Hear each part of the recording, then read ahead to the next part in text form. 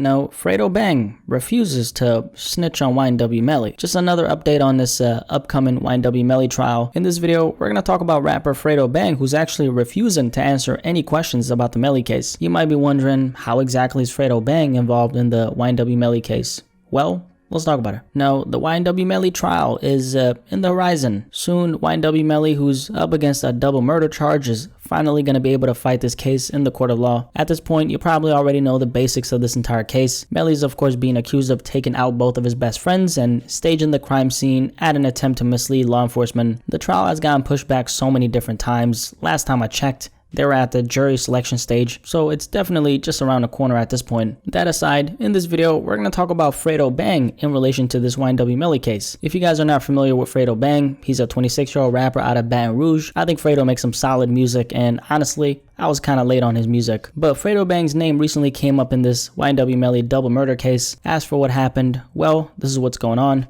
The prosecution in this YNW Melly case recently filed a motion, and the request from the prosecution was this. They wanted Fredo Bang to answer some questions regarding what happened the night Melly's friends got killed. Now, how exactly does Fredo Bang come into the equation though? And what exactly does he have to do with Melly allegedly taking out both of his best friends? Well, according to the prosecution, they believe that shortly after Melly allegedly carried out the crime, he allegedly called Fredo Bang on a phone. They also believe that Melly went to Fredo Bang's house after he allegedly killed Sack and Juvie, and this is something that was in the actual arrest affidavit. In the affidavit itself, Fredo Bang's name was brought up along with another person who goes by the name of Dontavius Wither. So what happened is this Dontavius guy made a statement to one of the detectives who was investigating this double homicide. The police asked Dontavius if he knew the location of Melly at the time. He told the police that he didn't, and then it was later allegedly discovered that Dontavius had been at Fredo Bang's house and that he was in the presence of Melly. So that's where Fredo Bang comes into the equation. The prosecution alleges that Melly called him after he killed Sack and Juvie and that he was at Fredo Bang's house, and this is why they wanted to question Fredo Bang about a couple things. They wanted to ask Fredo about his location at the time of the murder. They also wanted to ask him if Melly asked him to pick him up. They also wanted to ask Fredo if he picked up the phone when Melly called. On top of that, they also wanted him to identify some of the people who were present at his house the night of the homicide. So they wanted to ask him a whole lot of stuff, and Fredo Bang, actually ended up refusing to answer any questions. So the motion that was filed ended up not going through because the court sided with Fredo Bang on the basis that it would violate his Fifth Amendment privilege against self-incrimination. So essentially, had Fredo Bang spoke to the prosecutors and answered their questions,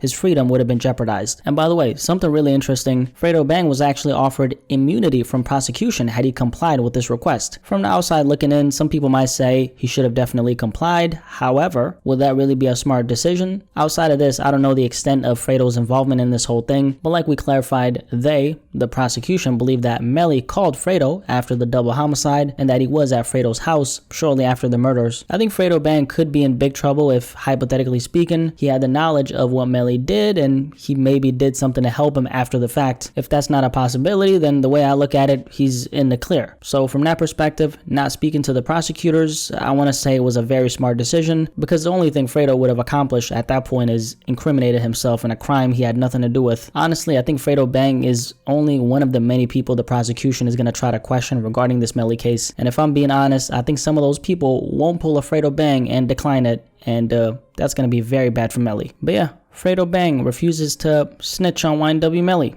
Any thoughts on this topic? Like we covered, the prosecutors in the YNW Melly case recently filed a motion with the intention of questioning Fredo Bang about the case. Fredo Bang ended up declining to speak, and that's that. Any thoughts on it? Definitely let me know in the comment section below, and like this video. Let's subscribe about this.